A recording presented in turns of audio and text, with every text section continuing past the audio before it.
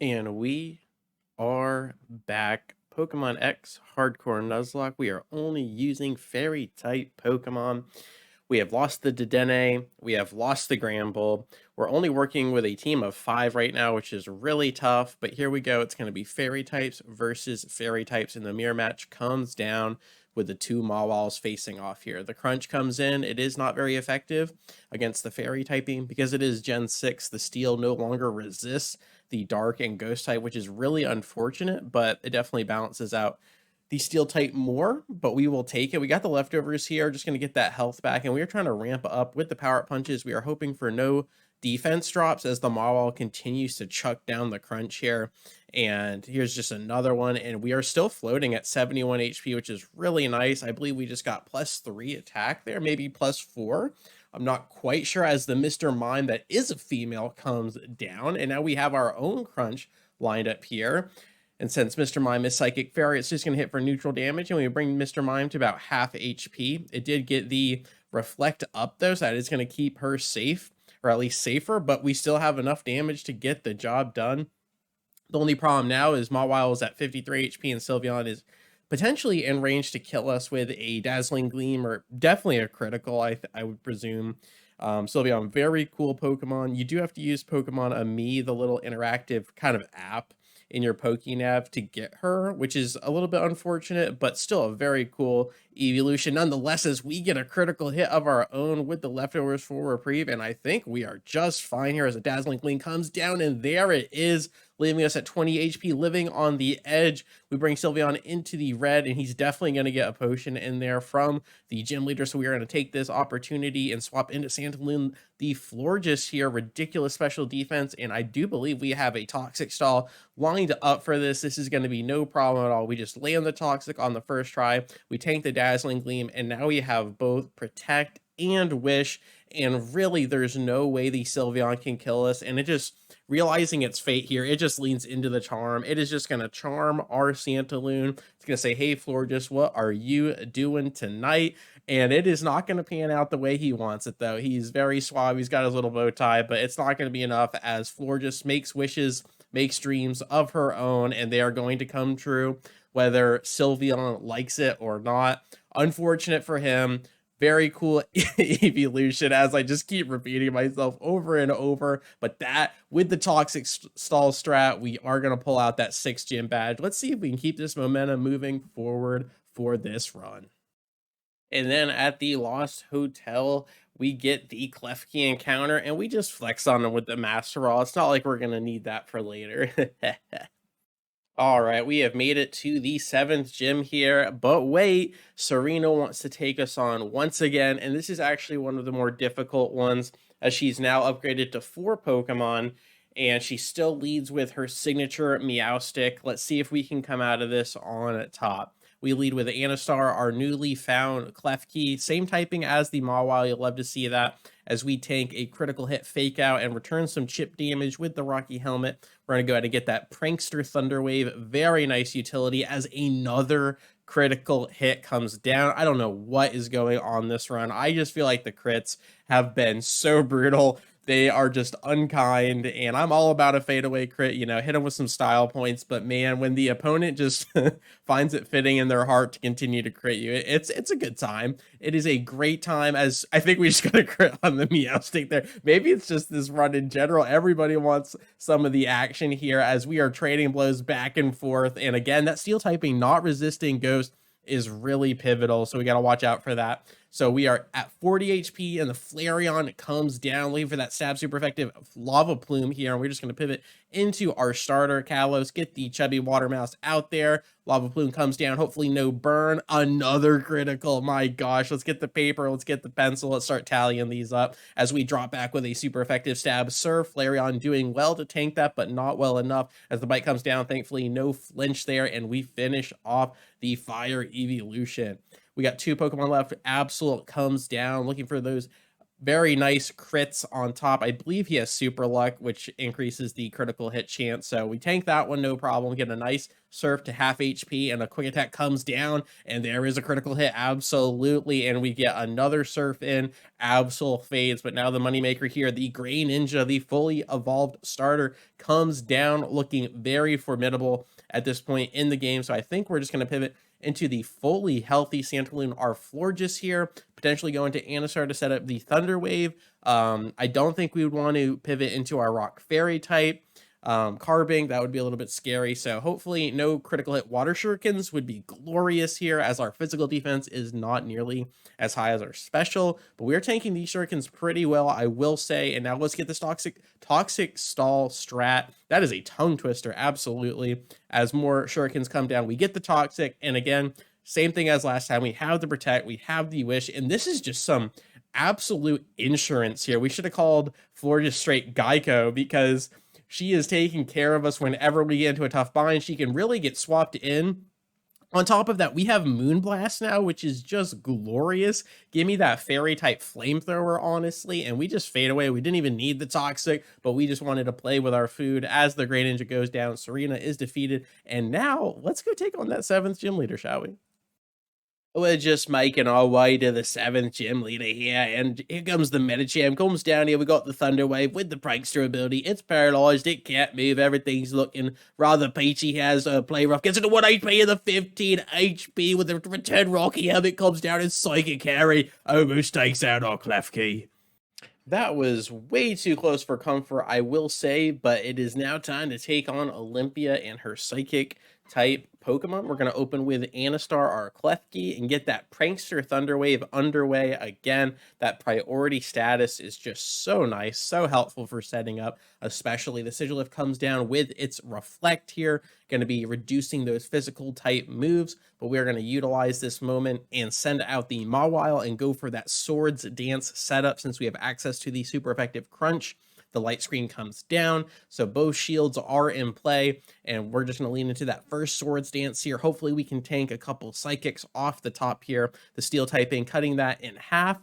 But as you can see, that Mawile floating at around a 330 base stat total is really not that high. It's a super cool Pokemon. I love her design. I love using her, but she is definitely more frail than most Pokemon, so it does make these setup strats really tenuous at best. But I'm digging the moveset. We get the Crunch and the Paralysis comes down, so we definitely were risking a crit there, but we are just fine, and we are going to be faster since the Paralysis is holding the Sigilyph at bay. A Crunch comes down, and it is enough to put the Sigilyph down as the Reflect had worn off. So that is 1 down, 2 to go. The light screen is also gone, and the Ace Meowstic comes down. It's probably going to get that free chip damage with the Fake Out, as she usually goes for. We see this all the time with our fights against Serena, and there it is. Gets the free flinch damage, and we're sitting at 70 HP, and I definitely think we are dead to a Shadow Ball crit. On top of that, Meowstic is just so fast and super strong, honestly. A very underrated Pokemon, in my opinion, and I definitely don't want to overthink anything, but we need to play smart and safe if we can help it, as we've already lost 2 really strong Pokemon. So we just pivot into the beefy Florges. We tank the Shadow Ball, no problem, and it does go for the Calm Mind here, which is going to be a really nice setup. So we are -1 special defense, and Meowstic is +1 special attack. So basically a nasty plot proc here, and as you can see, that is some damage with the Psychic coming down. So it definitely makes us more vulnerable than usual, but we do get the Wish up, and we have to protect, so it guarantees the heal from the Wish, which is just so nice. On top of that, we managed to get the Toxic down as well, so as long as we are up there around 125 130 HP, I think we can still tank a super effective, a crit Psychic. So that is really good. It's a great place to be in here, as the Toxic just doesn't work, and I think we're going to be just fine here. Meowstic does drop into the red. Now she might go for a Hyper Potion. Absolutely, Olympia does not want to lose her ace, and the Moonblast is going to come in hard here with the Toxic Poison as well, and that gets Meowstic into prime range, and I think we can honestly just go for Wish or Protect, and the Toxic should finish the job. It really should. The wish comes down. We are tanking stuff really nicely, and I do believe the ace is going to fall. Beautiful stuff here. We only have one Pokemon left, and it is going to be the Slow King. That is a girl, so I don't know what is going on with Kalos. The last gym had a Mr. Mime that is a female, and this one has a Slow King that is a female as well. It should be like a Slow Queen and a Mrs. Mime. I don't know. Just a missed opportunity there, I think. But we do get the Toxic down. And Slow King, she's just chilling. She's just wondering what's going on here as we get the wish. And we are just doing that prolonged toxic strat here. And it is just so safe. After losing multiple Pokemon, I really do like this kind of safety net we've implemented into the team here. Now, it's not the most flashy or exciting, but it feels good to be able to be like, I don't think we're going to lose anybody this fight. As I say that, though, we swap into the Mawile for the leftovers reprieve. We do get the wish as well, and that's something we've got to keep in mind, too. You are going to have to tank a move before the wish comes in. So if you send out someone who's too low of HP, they might just get picked off right there as we set up the Slowking into a beautiful space here. She goes for the Calm Mind, not realizing that the Toxic is going to fade away on her, and that was her final mistake. We grab that 7th gym badge, and it is time to hit the road. All right, we have made it to the Team Flare hideout here, and it's time to take on Lysander, the big baddie of the Kalos region. You have to fight him 3 times here, so this is just the first one. We just send out Klefki, and we're not messing around. We go in with the fadeaway play rough. You'll love to see it, and now the Pyroar comes down, looking for that stab super effective fire type move, but we have Kalos here who already resists with the water typing. On top of that, she has thick fat, so it makes it 4 times not very effective, and it's going to be a fire blast, but that does absolutely pitiful damage. You'll love to see it, so we're going to lean into the surf here. We take a hyper voice, which is stab, because Pyroar is part normal as well. Another hyper voice comes down, but the chubby mouse holds, and we are still looking pretty decent there. And now the big bad Gyarados comes down, the Intimidate. This is definitely going to be a obstacle to overcome. It's basically like the Alakazam from Gen 3. We've really got to watch out for this. On top of that, we have 3 Pokemon that are weak to Earthquake, so we really are probably going to lean into the Florges here to see if we can tank that. However, Florges' physical defense is not great, so hopefully we can just take the damage as best we can, and we are barely above half HP, and that was just Earthquake, so I'm a little bit nervous here. If that was a low roll, we could just die to a second Earthquake. However, Azumarill's already hurting, and as I just mentioned, Carbink, Mawile, and Klefki could all potentially get one shot from the Earthquake. I think maybe going into Mawile and risking the crit just to get the Intimidate down might be a good play. But yeah, if in Earthquake crits, we do lose every single member on our team. No one can tank a crit Earthquake from this Gyarados, so he is in prime position to sweep, honestly. So maybe we all in on like a Toxic and just try to swap around, and we can, oh my god, the Aqua Tail is going to do more damage. The Aqua Tail is stab. It's going to do more damage than Earthquake. I tunneled so hard on the super effective Earthquake damage that I didn't even realize that stab Aqua Tail was on the table. And we just lost Florges. Well, we get the Prankster Thunder Wave, so that's pretty cool. And we're going to use the Gyarados' own attack against it with the foul play, and it almost one-shots.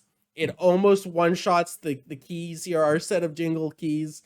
And as you can see, this could be the end. We send out Ambra on Marl to get the Intimidate down here as an Earthquake. It is super effective. That Intimidate doing amazing, though. We really should have leaned into that. And again, just the absence of the Grumble with that double Intimidate, you can definitely feel that as well. And we are just going to go into Carbink here and maybe get something. But this Earthquake has 10 PP. This is going to be insane. This is absolutely insane. We can cheese the Reflect, half that damage as well. Any critical hits, and we lose the game right here, right now. And it has Iron Head. It absolutely has Iron Head as well, which is 4 times super effective against Carbink. So if the Intimidate and Reflect weren't there, we would have been deleted into next Tuesday. This is ridiculous. We're going for another Intimidate proc. So now Gyarados is -2 plus a Reflect. We get a little bit of leftovers, and we are going to have to start sniping this Gyarados right here, right now. On top of that, Lysander has another Pokemon. So I don't even know if we can even win the run at this point without Florges, without Dedenne, and without Grumble. And the Earthquake comes down. We tank that really well with Kalos, though that is one chubby mouse. I will say the play rough is here. The play rough is here to stay. Another Earthquake comes down. No critical, baby. Gyarados doing work right now. Another play rough is the fadeaway that we need, and Gyarados falls. And this is just the first fight against Lysander. This isn't even the second or third, as another play rough comes, and we take the Aerial Ace critical off the top Murkrow, and we respond with a critical hit of our own. But this is rough, man. We only have one more encounter with the Wigglytuff, so we can't even have a potential full team of 6 if we make it to the Elite Four. My gosh. Okay, we are down to 4 Pokemon, and we've got these double baddies here. Celosia with her purple hair chucks out her Manectric, and we are still reeling from that Lysander fight. It is just so brutal. Not having that safety net that we had just gushed about with the Florges is definitely apparent, as we cannot get the Prankster Thunderwave against the Manectric, and we get absolutely punished. We get paralyzed this time around. The tables have turned. The keys no longer unlock the doors that it previously did, and we are in trouble. We pivot to Coromine. The Carbink here. These flamethrowers are coming down, and we are just going to need a lot of help here. The Thunderbolt is here to stay, and it is a critical hit. We get the Trick Room, so now we are faster than the Manectric. Hopefully this Moonblast can snipe from half HP, and it cannot, as another Thunder Wave comes down. But because the Trick Room is up, we should still be faster. Absolutely.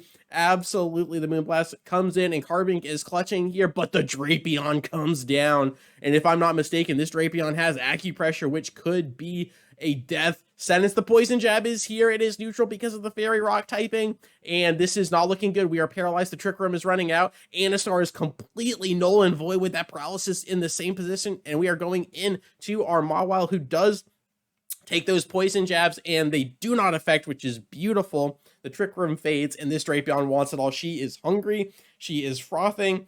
And we are just going to have to clutch as Acupressure comes in, and it is going to be the evasion strats, the absolute evasion. Another Acupressure comes down, and it's going to be defense. So now it is +2 defense, +2, basically 2 double teams. This is bad news, man. This is absolutely bad news. We're just going to go and try to set up on our own as it gets another defense proc. So it is +4 defense, +2 evasion, and then it goes for it again, and it's +4 evasion. It is +4 evasion, and it sees it fitting to go for a critical hit Night Slash. And this is bad news. We're going for full-blown attack here. Let's fight fire with fire, but this Drapion is so out of hand. Another Night Slash comes down. It's done with the Acupressure. It wants the damage. It wants the feast here, but Mawile holding her ground. Another Acupressure comes down, and it's going to be the attack. So it's +2 attack, +4 defense, and +4 evasion. This is bad. This is so bad. We just need one more. We just need one more Mawile. Can you do this? Oh my gosh. Can you do this? Can you drop back and give me that? As another Acupressure comes down, the special attack is null and void. It does not matter.